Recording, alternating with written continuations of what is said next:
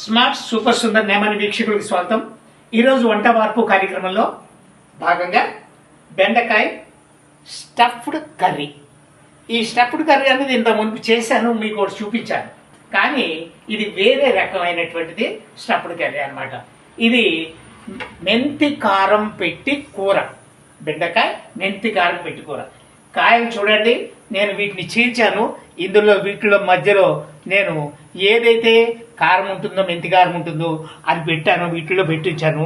ఇది నేను ఇప్పుడు తయారీ విధానాన్ని చూపిస్తాను. ఇది ముందు మనము ఒక పాన్ పెట్టుకున్నామండి. ఈ పాన్లోకి ఆయిల్ వేసుకుంటున్నాను.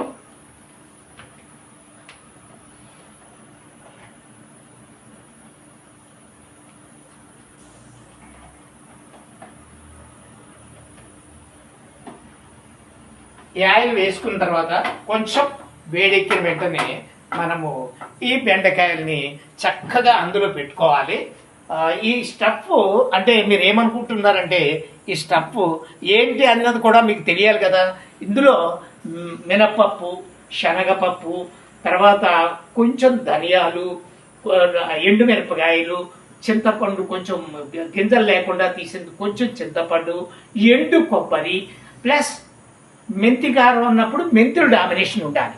మెంతి కారం కాబట్టి మెంతులు ఎక్కువ ఉంటే ఆ మెంతి గుమ్మగుమ్మలు ఆడుతూ ఉంటుంది కూర అన్నమాట. ఆ రకంగా ఈరోజు మీకు ఇది చేస్తున్నాను అన్నమాట. సో తప్పకుండా మీరు కూడా ఇలా ప్రయత్నం చేయండి, చాలా బాగుంటుంది. పిల్లలు కూడా దాని లుక్ బాగుంటుంది, పిల్లలు కూడా తింటారు. ఇలా ఒక రకమైన అందం అనమాట, ఇలా కాయగా చేయడం అనమాట. మనం ముక్కలతోటి ఇంత ముందు చేసాం. ఇదిగో అయిపోయిందండి ఆయిల్. దీంట్లో కొద్దిగా పసుపు తీసుకుని వేస్తున్నాను.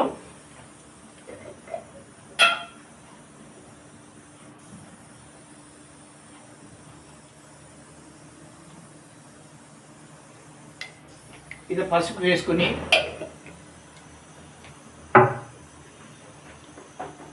ఇది నాన్ స్టిక్ పాన్ కాబట్టి మనకి కూర కూడా చాలా జాగ్రత్తగా బాగా వస్తుందండి.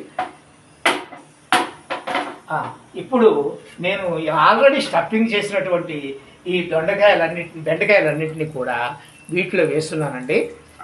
ఇది గ్రేవీగా ఉండకూడదండి, డ్రై ఉంటేనే ఇది రుచిగా ఉంటుంది. డ్రై ఉండి దాన్ని మనము కాయలుగానే చక్కగా తినగలిగితే ఇది ఎంతో రుచికరంగా ఉంటుంది.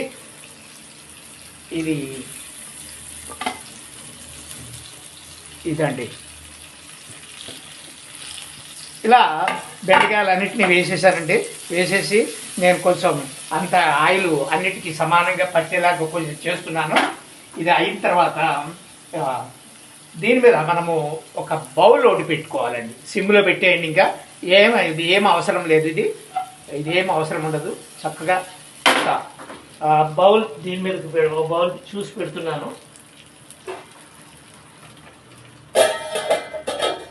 ఇదండి బౌల్ పెట్టామండి. కొద్దిసేపట్లో ఇది మీకు అయిపోతుంది. తర్వాత మీరు దాన్ని చూడాల్సిన అవసరం లేదు.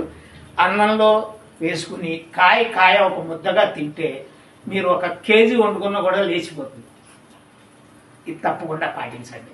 తర్వాత ఇది అయినాక మళ్ళీ కనిపించేస్తాం. ఇప్పుడు గుమ్మగుమ్మలాడే బెండకాయ స్టఫ్డ్ కర్రీ అండి. చూడండి చక్కగా డ్రైగా ఎలా వచ్చిందో. ఇది ప్యూర్ డ్రై ఉంటుంది అన్నమాట. ఆయన ఒక ఫ్రై లాగా చక్కగా తినవచ్చు. అదే ఎవరైనా కొంత కావాలి అనుకుంటే కొంచెం ఆ పిండి కొద్దిగా వాటర్లో కలిపి కొంచెం అందులో పైనుంచి వేసుకుంటే కొంచెం లైట్, ఎక్కువ లిక్విడ్గా ఉండకూడదు, అది కూడా అలా ఉంటే చాలా బాగుంటుందండి. మీరు అందరూ ప్రయత్నం చేయండి. మీరు నా వీడియోలు చేస్తున్నారు కానీ మీరు వీడియోలు సబ్స్క్రైబ్ చేయట్లేదు, తర్వాత లైక్ చేయట్లేదు.